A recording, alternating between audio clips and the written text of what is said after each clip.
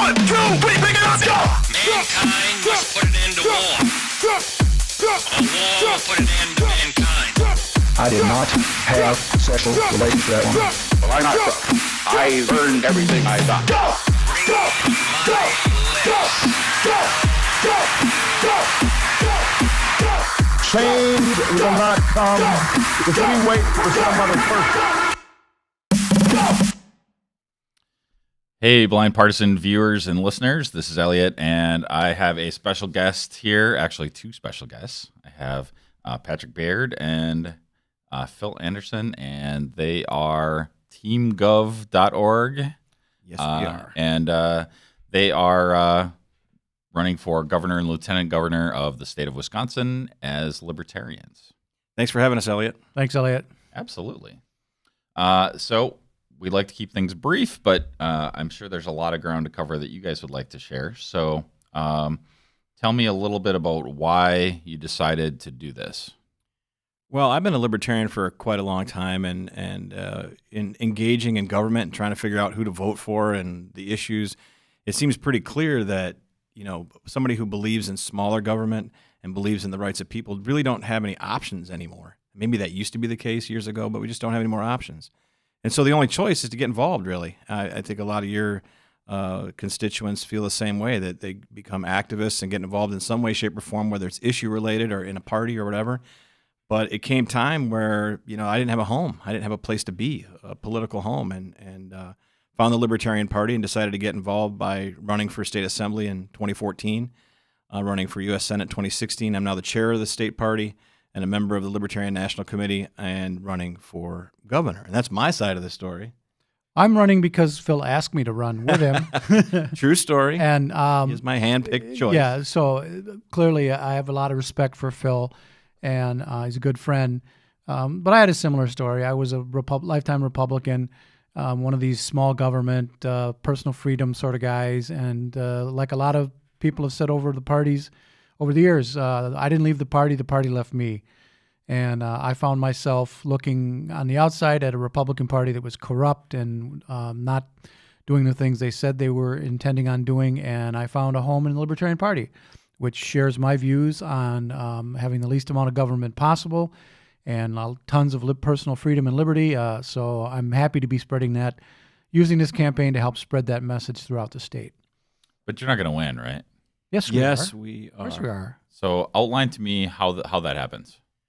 Well, we need to have a good first poll number. Now, one of the issues, and I know we're going to cover this later, is the fact that the Wisconsin Broadcasters Association has basically constructed criteria to exclude candidates like us.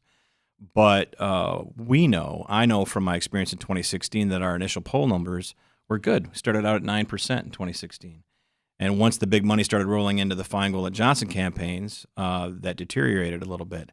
In this case, Charles Franklin, who runs the poll for Marquette Law School, told us a couple months ago he's not going to have independents or third-party candidates in until after the primary, mainly because there were so many Democrats running, which is understandable, logistically understandable. But the broadcasters made a decision to already issue their debate invites before we've been in a poll. Now, Charles has said we're going to be in the first polling, which is probably taking place right now. So any of you listening, if you get a phone call from Marquette, please, if you want to have one more option, please consider mentioning Phil Anderson as a governor candidate. But our path to victory lies in getting that complaint heard, getting a good first poll number to justify it, and being able to fundraise and get publicity from there. Because in all of our conversations with people around the state, people agree that the two-party system is broken. That's why so many people don't vote, because they know that it's broken. They've given up on it, or they just sort of hold their nose and vote for the candidate of the party that they've traditionally supported.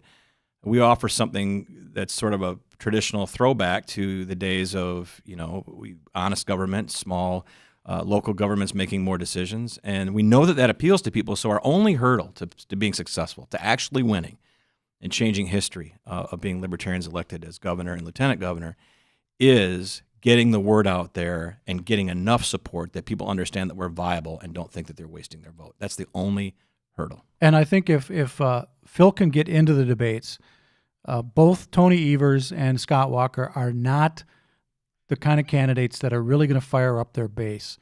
I think they're both candidates that people are going to vote for somewhat reluctantly. And I think if Phil gets a chance to get in there with both of those candidates and shine and really bring our message to the people, I think that'll severely damage both candidates from both sides, because we've got a message that can appeal to people on the left and on the right, and certainly to independents. So I think that's the key, is that if our complaint is successful in pressuring the Broadcasters Association into getting Phil into the debates, then anything's possible. So I kind of view the political makeup in Wisconsin as, I mean, we're a very purple state. Yes. But I think it's actually more complex than that. I think you guys would absolutely agree with that there are a lot of people who feel disenfranchised also. But the fact of the matter is, when you said to fire up the base, Republicans and Democrats have a base.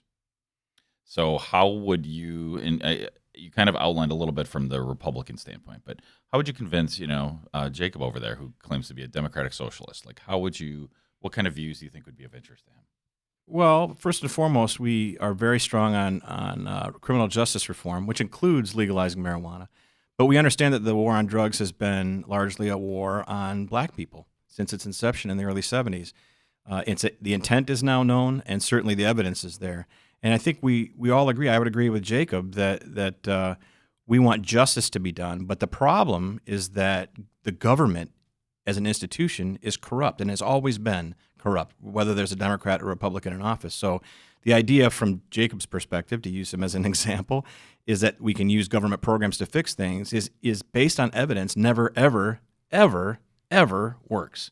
If you look at the Free Society programs in the 60s or the New Society or whatever it was called. Great Society. LBJ stuff has basically stuck black and poor people in poverty and with terrible public schools for 50 years now. And they are measurably, black people in particular, measurably worse since before those programs were enacted, even though the economy has expanded since then.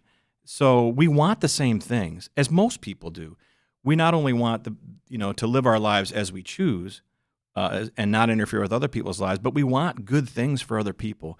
We want people to have good education, good health care, good roads, all of those things. But where we run into a person like Jacob is generally Democrats and Republicans to a large extent look to government to solve problems, to invest in things. You'll hear Scott Walker talk a lot about we're investing. All of a sudden, he rediscovered that word. Investing in this and that. He's not investing. He's spending our money in ways that will make us vote for him. And those ways to solve problems don't solve problems. They just give government more control. Yeah. So in particular, I think, and it'll remain to be seen, but I would anticipate that the Foxconn thing is going to be kind of a hot button issue. Mm-hmm. It should be. So what's your take on that?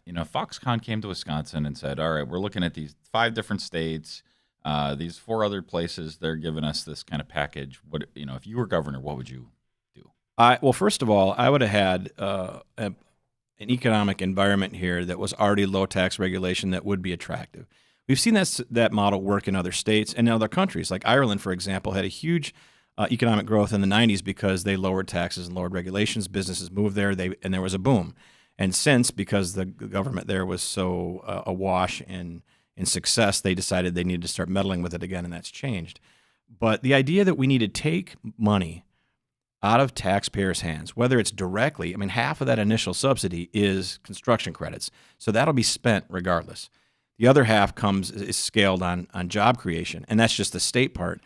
But regardless, however much money is spent or not taxed, or however you want to characterize it, out of the taxpayer's pocket is money that would be spent by those taxpayers and those businesses in Wisconsin already and would create those jobs. It's not a magic formula to extract tax money, give it to a company, and there's some economic benefit.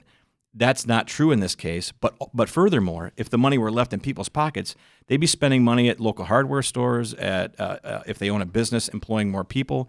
All those things would still happen. The difference is, in this case, and in the case of a lot of state governments, there's politicians running them that want to take credit for that. So they can't take credit for, well, we left everyone alone and now the state's doing great, because that doesn't sound like some heroic effort like Scott Walker, tries to make Foxconn sound like. It's more of a, we did this thing and created this thing and now there's all this benefit, when we know that that's not true. And to even more so, the money is a huge thing. and it should stay in the pockets and in the communities around Wisconsin. That's the most fair and the most economically beneficial thing. But the exceptions to the environmental rules, the direct appeal to the state Supreme Court, and the eminent domain issues that are happening in Mount Pleasant and all over southeastern Wisconsin, those are criminal. I would consider those criminal, and that's been with the blessing and the encouragement of the state, and it's terrible. So 2 quick things on that. So do you think it really is like a zero-sum game? In Brown County in particular, we had the stadium tax to renovate Lambeau Field 20 years ago, and there has been some satellite construction and economic development around Lambeau Field. So I think that visibly, from your perspective or maybe just the general public's perspective, it looks like there's something happening. And the benefit of that tax money staying in taxpayers' pockets, it doesn't just disappear. They do spend it, or they save it, or they invest it, or they do something. And generally, they spend locally. And furthermore, in particular with Foxconn, but with any such thing, like the Bucks Arena, for example, the Wisconsin taxpayers are investing in the Milwaukee Bucks. If they weren't doing that, they would be spending that money in other ways, but they would be choosing. In the case of Brown County, and I know everyone are Packer fans up here, and that so maybe there's a lot of public support for that. It was very contentious at the time. Okay, well that Still is, good. from what I understand. Well, that's good then. There are people people should be allowed to make their own decisions on what they should invest in and what products they should buy. And I think we've seen cases like around Madison where a Walmart was built on some land that had to be rezoned in Monona, which is a suburb of Madison, with the blessing and with a lot of action by the mayor of Monona at the time, who was a Democrat, to bring Walmart in. If that money had stayed in the community, they'd probably support local grocery stores and those things that we like to see: local jobs, local growth, mom and pop stores staying around. They don't need to be subsidized, but if we let people spend money, let them keep it and spend it, they'll spend it on those things that we cherish as being part of Wisconsin's history and culture, not a foreign company that's coming from Asia, has defaulted on agreements with other communities and has suicide nets around its facilities in Asia. That stadium district is a really good example of how taxpayer subsidies bail out these sports organizations, these teams. What would have happened if that had not passed and the Packers had to spend their own money on revamping the stadium? Obviously, that would have affected their bottom line, and they might not have been able to have the sort of profits and the sort of revenues that allowed them to do the stadium district once they finished the renovation. So basically, taxpayers are really, they indirectly paid for that stadium district by bailing out the Packers and taking away some of the cost of building the stadium from them. So those really are direct subsidies to the bottom line of these companies. They're not, it's not as if the Packers were going to leave Green Bay if they didn't get that tax done, and if they wouldn't have redone the stadium. The old stadium would still be perfectly functional. The revenue stream wouldn't have been as good as it was, and they might have been found another way to finance it. But that's what is important to understand, and Foxconn's no different. What we're doing is we're subsidizing the profitability and the bottom line of companies, and to me that's problematic. That's not something that the government should be involved in. And in particular, in the Packers, in the stadium situation, what they would have had to do is raise prices on tickets, maybe raise prices on merchandise to fund that. So then what you have is Packer fans investing in their own stadium, and voluntarily, and non-Packer fans not investing in it. Well, and I'll tell you what, they would only volunteer if they made the seats bigger. Maybe so. Doesn't that sound more fair? If those maybe who support Packer fans team, need to get a little smaller.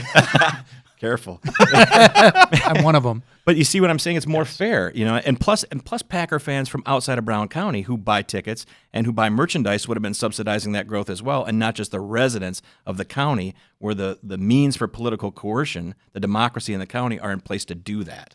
So I'm sorry for derailing it with the Packer conversation. No. Everybody in wonderful Green Bay can talk about the Packers for It's a days good on example of how things should and shouldn't be done, I think. But okay, so now when you win as governor and lieutenant governor, what kinds of things do you think you can do at this point to rail in to kind of temper what's happened with Foxconn? Is there anything? To be honest with you, I'm not exactly sure. Matt Flynn ran on suing them. There is a contract in place between the state and this company, as distasteful as it is and corrupt as it might be. There is a contract in place. And I don't think that's something that can just be disregarded, because We have integrity as a state. It's an organization, and we should live up to it. Can we renegotiate it? I'd love to have a chance at that, and I think we'll do everything in our power to do that. But we certainly don't want to do anything illegal or try to coerce Foxconn in a way that's not legal or legally allowable. I think if they come back with their hat in their hand again in 5 years saying we need more, I think Phil would, without even hesitation, would say no.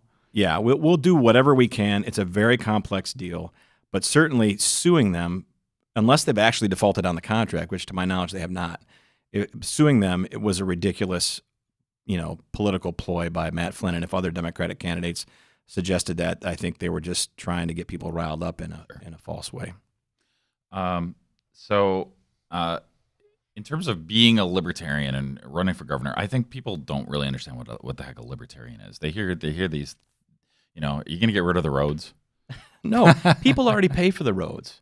The government doesn't pay for anything. That's all taxpayer money. And the same with schools, and the same with anything else that people see as services or whatever coming from their government.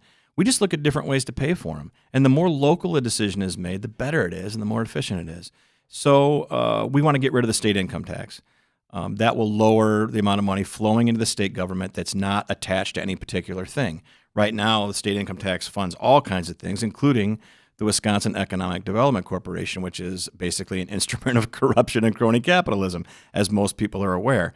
But insofar as we can tear down or slow down the state government in terms of taxing and regulating smaller units of government, counties and cities, then that revenue stays there. And when a county decides they want to improve their roads, the ones that the state already doesn't have control over, they should do that and decide how they want it done and be face-to-face with the contractors without big corporate interest in between. The Road Builders Association. Yeah, and the Wisconsin Construction Group are famously lining the pockets of politicians back since at least Tommy Thompson's time to get roads built and sweetheart deals on roads. Roundabouts. All kinds of stuff.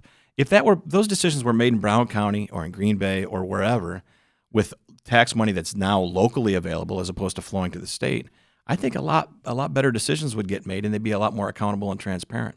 So you mentioned getting rid of the income tax. So why do you want to let rich people off the hook? Shouldn't they pay their fair share? Well, everyone should pay for what they use. I think that's the most fair thing to do. So income tax is already skewed and avoidable for people that are rich. We know there's loopholes in it. It's very complicated. Even at the state level, it's very complicated. But even those who pay it, who are suffering for it, it's not a punitive thing. It's not like we should suck this money in and then because that's its own form of social justice.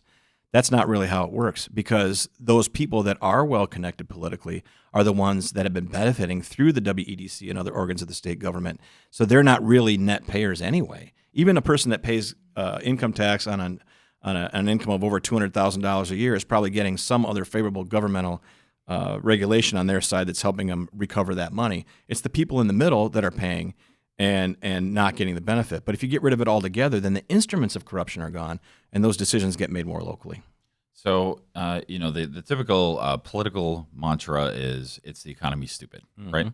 So what would you do, and what evidence do you have that your ideas would work in improving the economy of Wisconsin? Well, we can look at just what happens whenever people get to make decisions on their own. And clearly, I mean, you could just do the math. We know that state government costs money. Part of the $40 or so billion they do every year, I think the most recent, the 2017 to 19 state budget is around $76 billion or so. So a lot of that gets turned around and spent back in the form of roads and other things. But a lot of that just goes to things that are corrupt, like giving $200 million to Quick Trip, for example, which, we love Quick Trip. We stopped at a Quick Trip on the way here, as a matter of fact. Very successful, just bought out PDQ, a great corporation, pay their workers well. But do they need $200 million of taxpayers' money to build a transportation depot near La Crosse? They don't necessarily. They did give $95,000 to the Walker campaign. Those are the sort of things where if you just look at the math, you'll know that if the money stays in people's hands and in the hands of local government, there's all this money left over. So however it gets spent, if a county decides they want to take action and do something that's a little more aggressive in terms of government involvement, I'm not philosophically in favor of that, but that's their right to do so. If a county or a city decides we're just going to not tax much and let the business environment thrive and let people keep their own money, that's great. But just by the sheer math of it, the dollars that flow into the state government, if they stop flowing, they're still there. They're still Plus, state and local. one thing to point out with the eliminating the income tax is that a very large number of small businesses file through the personal income tax for sole proprietorships and the like. So that would be a tax break for a lot of very small businesses that would be able to, that would free up money for them to expand their businesses, add jobs, more services, have a longer term financial viability. So it's not just about putting money back in the pockets of ordinary citizens. It's also about helping out small businesses. Okay, so when you talk about helping small businesses, elaborate on that. Is there anything else that you think that the state of Wisconsin, you said you want to get rid of the WEDC, is that the right acronym? Yes. And I think Tony Evers wants to do the same thing. I don't know if he's actually proposed the alternative, but before the WEDC exists, there was the Department of Commerce, which is basically doing the same thing under Jim Doyle. I think he would. I can't imagine. I really can't imagine that any Democrat running wouldn't have some organ of the state that would be picking winners and losers amongst businesses in the state on whatever criteria. So he might disband the WEDC because it's popular to say that, and it seems to be Scott Walker's pet thing. And in fact, it is. But there will certainly be some state department where they're giving out money to the people. department, Wisconsin Department of Giveaways. Yeah, exactly. So that under our administration, that would not exist. We would not be doing that at all. Okay. So I'll be a little devil's advocate on this. So in terms of the state of Wisconsin, we do not have a lot of multinational corporations here. We're at a disadvantage to Texas and California and even Minnesota. So funny that you mentioned Texas, another state with no state income tax. Sure. I mean, so that's a fair point, right? But they're attracting large businesses oftentimes. So in terms of us catching up or attracting large businesses to move here, we have to do something, don't we? Well, I'll not to say that they're the only examples, but you did mention Texas and California. I responded to Texas. Yeah. California is basically insolvent.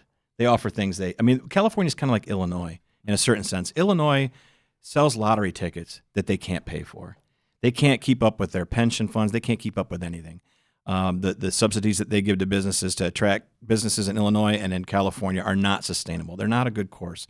It's not real, real giving money away. It's giving away promised money. It's not. It doesn't make any sense. And some states that don't have income tax, state income tax, Texas and Florida and a few others, do a good job of attracting businesses. And one thing I know, and I've run a couple of small businesses, that it's not only about the taxes, and it's also about regulations, but it's also about a certain certainty. Can you move somewhere and plan for what your first 2 years, 5 years, 10 years in business are going to look like? The same applies for business expansion. But if somebody's deciding, should I move to Wisconsin or not, they're looking at tax rates, regulatory environment. But there's a lot of value in a certainty of that. And what we have in Wisconsin now, trading back and forth between Republican and Democrat administrations, is you don't know if somebody gets elected whether you're in favor or not as a company, whether you're politically connected or not. And so you end up giving money to both parties. That's what most of them do so that they can have a place at the table. But that's not certainty. If taxes can go up and down, regulations can change, there's a tremendous value to companies that are relocating, multinational companies too.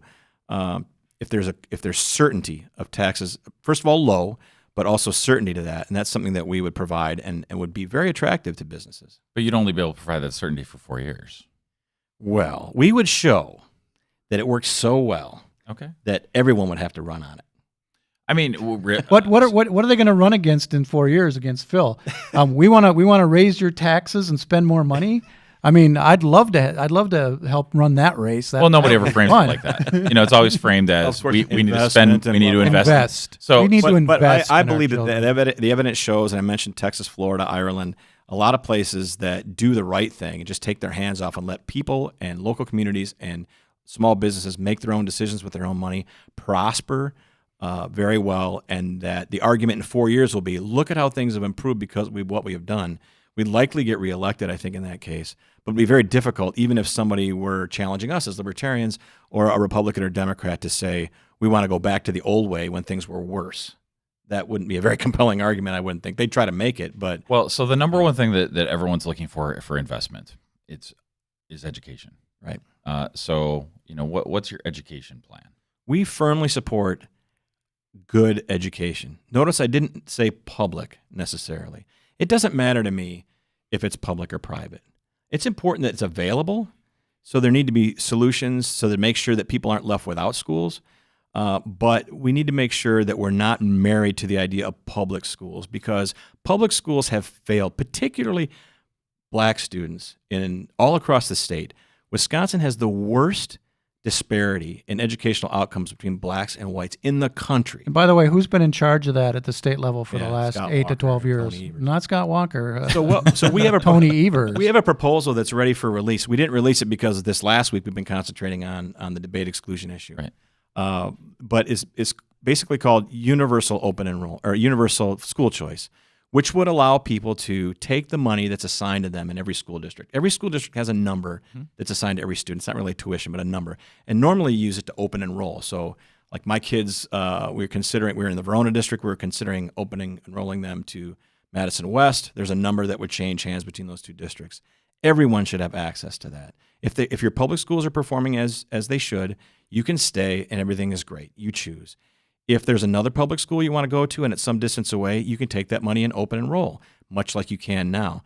But if the school system is failing you, and our school system is failing people all across the state, not just urban, not just black, but all across the state, and certain districts are doing very, very poorly, the parents and the taxpayers, the people that are trying to raise their kids in this environment, are having tax money extracted from them and then being sentenced to, trapped in a public school system that they're paying for but have no choice over. And to me, even somebody like Jacob, who's probably a big fan of public schools, I would assume, could see that it's not fair if the system is broke, and clearly it is, that people, especially vulnerable people, poor people, urban people, are victims of that. So we want to free people up. That would create some competition. There would still be urban public schools, but there would be an opportunity to choose schools like, if it existed, Madison Prep in Madison. There are schools in Milwaukee that do very, very well with urban students that basically the Milwaukee public school system freezes out. They should have the choice to do that. I just want a few points of clarification. So, Sure. So in Green Bay, we've had very publicly some issues with Washington Middle School. Okay. So under your proposal, those students, their parents could choice them into another district. That sounds great, but part of the reason is that they're going to that school is that's their neighborhood school. So aren't you gonna have an issue where the good students, the more well-off students, leave at a faster rate to other no, districts? just the opposite actually, because any parent will be able to move their child. But how would they get their kids to school? Well, I mean, right now we already have a transportation budget that could be folded into this. There might be a way to do that. But I think you underestimate how many resources people who are on the bottom end of the spectrum actually have. I think there's a lot of ways to get kids to different schools, and there's nothing to say that just because there's no private school in your neighborhood today, that if we had universal school choice, that there wouldn't be new ones opening up tomorrow. There's certainly, that's part of the impetus for this, is that if you were someone who had the dreams of opening a private school, or if you were one of the existing religious schools like the Archdiocese here in Green Bay, then you could plan ahead and say, if I knew that I had this guaranteed revenue stream coming in, where these dollars would come with the students, I could work on attracting those students. I could build schools, expand schools based on these new enrollments.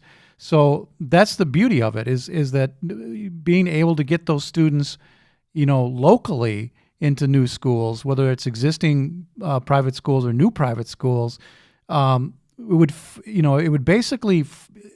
not just force the public schools to compete, but it would literally put some public schools out of business completely, and rightly so. I mean, if you can't educate your students and you've got a decades-long history of not being able to educate your students, you should close, period. And having the parents the choice to move their kids is how you get to that point. And think of another way it opens the market. You mentioned, and one of my points of emphasis among the things that Patrick mentioned was that there would now be a market for private schools to open up. And not only the sort of private schools that we think of now, like Catholic schools or whatever, but schools with non-traditional schedules. there's still a decent amount of manufacturing in Brown County and Green Bay. People that work second shift are fighting struggle because their kids are in school for part of the time and then they're gone. There'd be a market for second shift schools with untraditional schedules, with different learning methods that suit different kinds of learning. Distance learning, online learning. All kinds of things that aren't available now because there's not money for it, because money is trapped. And if that's freed up for people to do that, then parents have the right and the ability to choose that. We're actually seeing that already in in secondary education and college education, where a lot of things are becoming less traditional in terms of getting an education. And it's a beautiful thing, and it's moving in the right direction because the government has less control over college education than it does. I'm going to channel Rhonda for a second. Oh my goodness! Yeah, I know this is unprecedented. So, All right. but one of her issues with a plan like that would be that disabled students are at a huge disadvantage then, because a private school could say, yeah, we don't want you here. They could, and we've talked about this, and part of our plan is that there's only 90% of that value is you can take, and it's 100% for students with disabilities. And the reason that's different is because we want to still have available schools that are built and designed and have programs for kids with disabilities. We certainly don't want to abandon them, so that's built into our plan. So would you require all schools to be able to accommodate all disabilities? Well, requiring schools to do something, that's an interesting thing. I mean, the ADA already requires some physical things at schools in terms of access, but there will be a market for it, certainly. Kids with disabilities have certain needs, but all kinds of different kids have different needs in terms of education that aren't being met. Boys in particular don't do well in school because the school system has become a lot more attuned to a learning style that more suits how girls traditionally learn. And that's how some of the choice schools in Milwaukee have been successful, is that they've understood that you have to educate boys a little differently, and that's one of the reasons why they've been more successful. I think for disabled students or students with handicaps, they're consumers no different than anyone else. And if you create the ability to create a market to serve them, I think there's a good chance that that's going to happen. I think we would try to look at other ways of encouraging to make sure that they had access to education without requiring every school to have to accommodate them exactly the same way. That's something that we'd have to look a little further. But I'm confident that there might be a way to ensure that doesn't happen without having to have severe mandates. Well, and think about the other ways that we explained how this would be an improvement and how they would be an improvement to kids with disabilities. If they don't have to be transported to the school every day, if they have a certain freedom to be at different places or to be get their education at home or by teachers that visit them at home or tutors or whatever that might be, that allows them for their disability to not be as much of a disability in terms of transportation and accessing traditional learning environments, which I know that's an issue now. Okay. I could talk for hours about that too. So I'm going to channel Wendy now. So marijuana. Oh yes. What do you want to know? Want me to give me my? We're in favor of it. We're not under the influence of it right now. But let me tell you why marijuana is such an important issue. Not only is it something that we all know, and I think my older siblings are now in their 60s, and they grew up with hippies and people smoking weed. Pretty much everyone under the age of about 65 or so knows that weed isn't any more dangerous and probably maybe less dangerous than alcohol and certain things that you can get via prescription.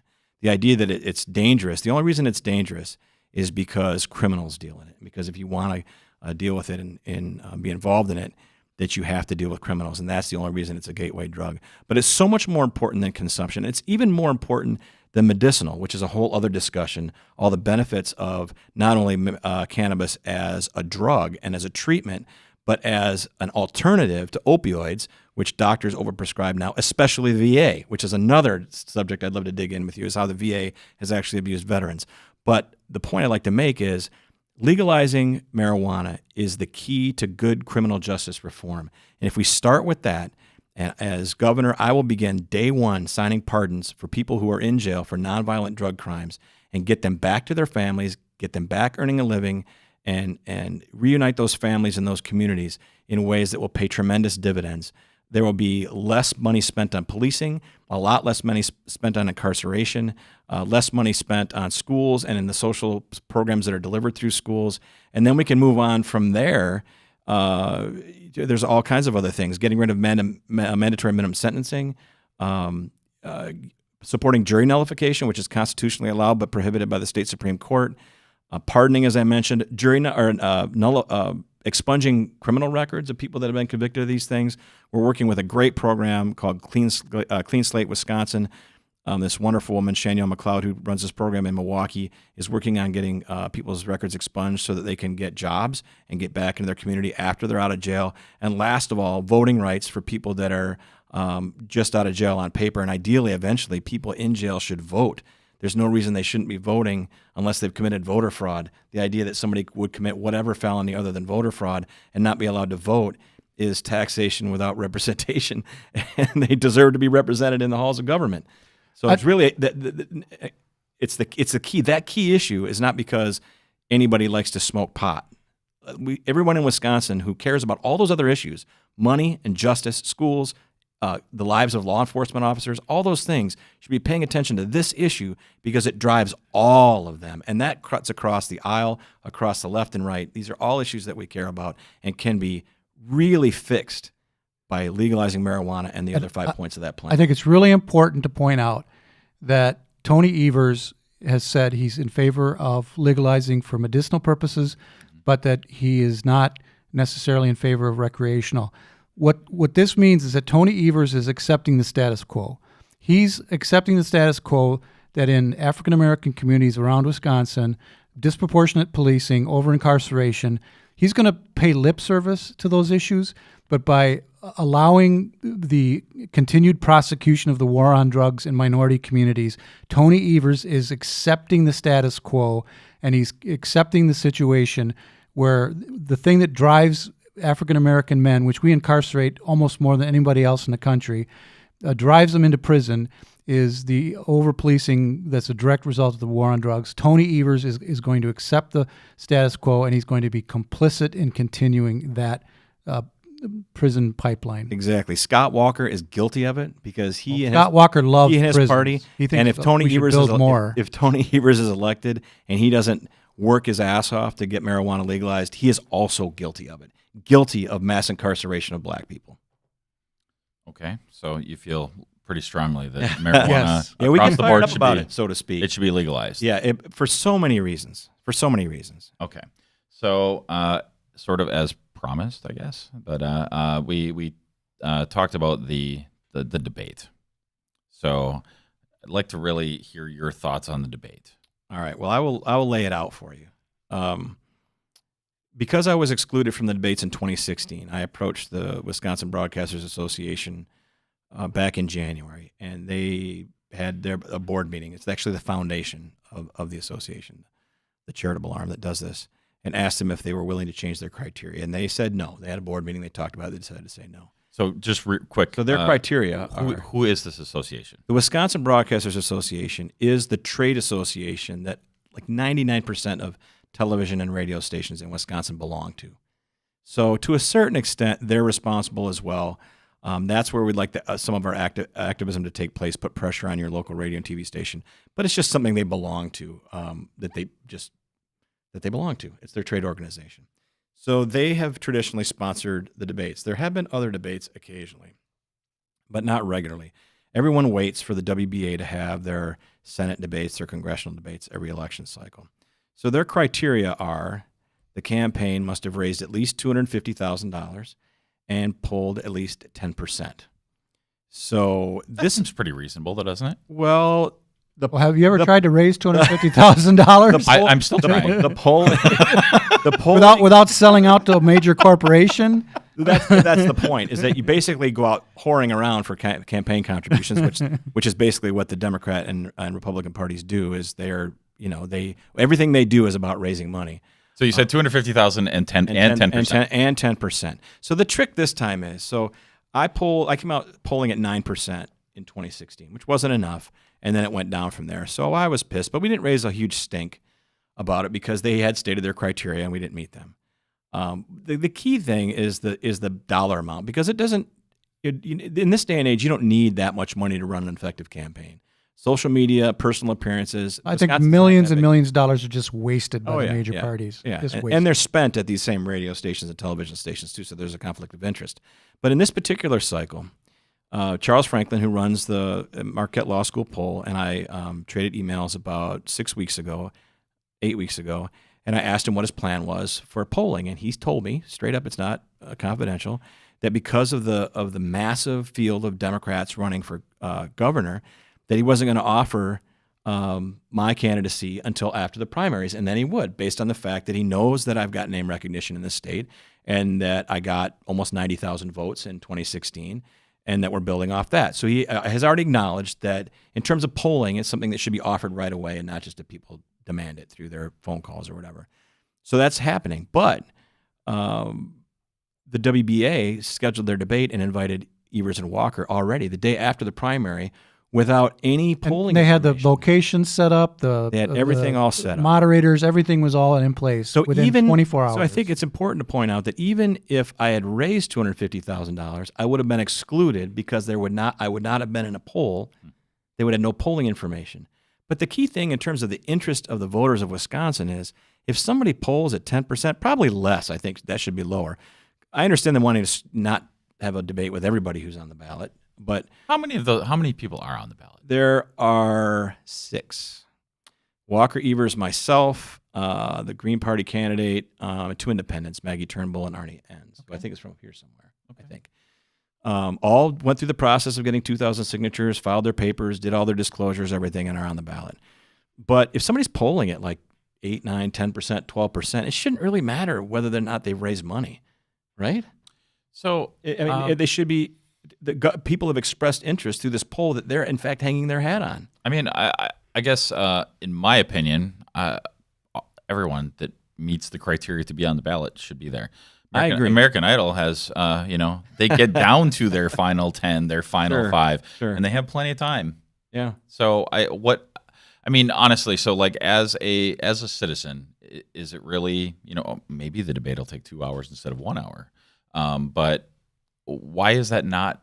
Why is 6? Can I interject a little? Absolutely, Pat. Let me interject a little fact here that might be illuminating as to why this is happening the way it is. Last year in the state budget, there was a special tax break inserted that the state fiscal bureau estimated $140 million tax break for broadcasters in Wisconsin. Did we get that, Jacob? $140 million special interest tax break just for broadcasters who, as Phil pointed out previously, get millions and millions of dollars in advertising revenue every election from the Republican and Democratic Party. So I don't know. Do you draw your own conclusions? Why do you think that they didn't even waste any time trying to pretend that they were going to follow their criteria? They just, the day after the I primary, have 2 questions about that. announced that we would not be in it, or Phil would not be in it. So first is, what are you going to do about it? And the second question is, what can everybody else do about that if they care? Well, we have a variety of things we're going to do. What we've done already is file a complaint with the Wisconsin Ethics Commission, basically pointing out that what the WBA is offering is an in-kind campaign contribution to those 2 campaigns, that that it should be classified as such, and it's not. And pointing out that those television stations that are broadcasting that debate, and if this applies for us, the gubernatorial debate, but they're also having a Senate debate, which I'm sure they're excluding candidates from, those television stations are not following the equal time protocol as set forth by the FCC, and that they should. So that's one avenue of our complaint. We're also going to do some protesting and possibly consider some legal action. We've got consulted with a couple of different attorneys in the last week. This has all just come up in the last few days, obviously, and consider some legal action on those same bases as well, because it's clearly not in the public's interest. It's clearly a campaign contribution, and it clearly smells like, and probably is, a pay-for-play situation where the WBA represents these businesses that stand to make the most money if we're excluded from the debates. And that's really it's what a it is. cozy little system, and they follow want to the money, maintain like, it. As a trained journalist, you do. I'm not trained. As a professional journalist, you do. That if you Barely follow the money, you see the truth, and that's the case. What other people can do is they can follow along with our campaign.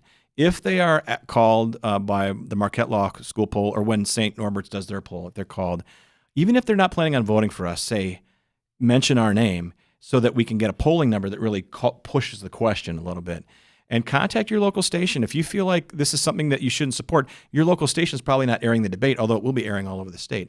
They're probably not airing it, but they're a member of this organization. They could pipe up and say, They're also making plenty of money off those ads that to we all WPA hate. and say, hey, we don't agree with what our trade organization is doing because you're excluding voices from the debate that are viable voices. So you're saying that most of the stations are not going to carry the debate. So who does carry the debate? Well, it's TMJ broadcasts it, and then I think there's some of the larger regional television. I think public television. I think it'll be on public. Yeah, it'll probably television. be on Wisconsin public television too. They haven't said all of them yet. The announcement just was last Wednesday morning, and they mentioned the sponsors, which includes the Milwaukee Journal Sentinel, which you would think would be in favor of fair play and open discourse, but of course they're owned by Gannett now, and they're slowly losing readership and probably don't care. Okay.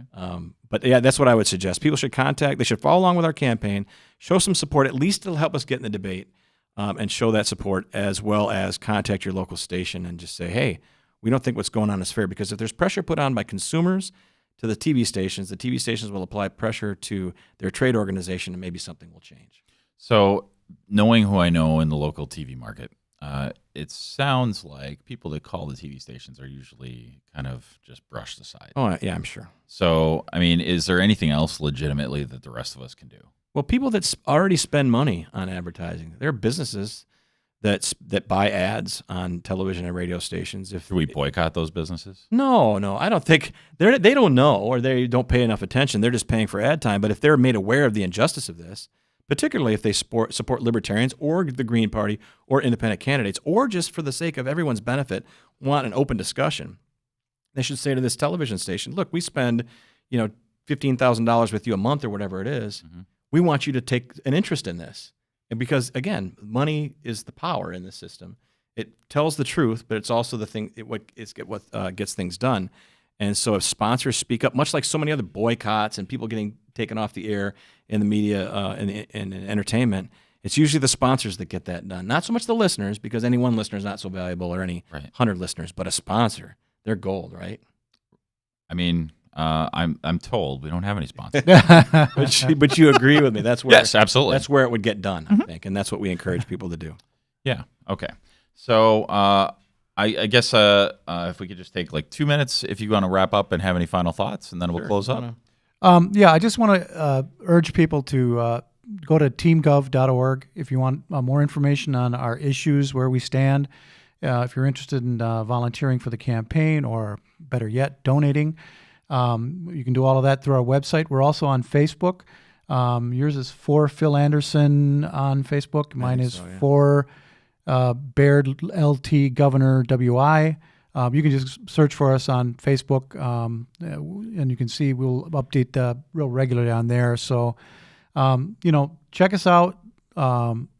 Feel free to get involved and donate. And most importantly, think about voting for us. I know that there's going to be pull towards the two polls. You have to vote for this candidate because the other candidate's so terrible, and we have to stop the other candidate. Don't fall for that game. If you decide to vote for one of the other major party candidates, do so because they best represent your point of view. Think about voting outside the box, though, because until people start to do that, we're going to continue to have this same corrupt system where the broadcasters collude with the major political parties to deliver garbage on your TV screens in the form of dirty ads every year. If you want all that to end, you need to start thinking about breaking the chain and thinking about voting for a third party. We represent some very fundamental things that apply to anybody, even Jacob. And that's the idea that people have the right to live their lives as they choose, as long as they're not interfering with other people's right to do so, and that the best decisions are made locally. So in a libertarian-run state, if we got elected and got done what we want to get done, if you wanted to have a little socialist community where property taxes were high and you were spending on things you wanted to, you'd be free to do that. We're not dictating from Madison on how people should live their lives and spend their money. We want people to be free of that. So it's a broad appeal. It's one to decentralization of power and authority.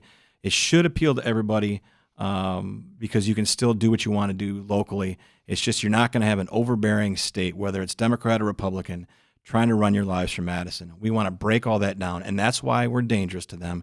That's why we're not in the debates. That's why we don't get huge donations from corporations and lobbies, because we're dangerous to the idea that people have the right to make their own decisions and local communities have the right to govern themselves. Awesome. All right. Thanks for joining me, Phil and Patrick. Thanks for coming again, Phil. Hopefully we can have you guys again before the election. That would be great. Love to. Love to. And in the interest of equal time, FCC chairman, I would love to have all of the other candidates, even Scott Walker, even Tony Evers. That'd be great. We'd love to have them here, and I would ask them most of the same questions. Give them an opportunity to debate with that, and maybe Jacob would be free to decide finally. I love that Jacob's not mic'd up right now, so I can screw him a little bit. So also find us on Facebook. Join the conversation on the Blind Partisan group, and thanks for watching.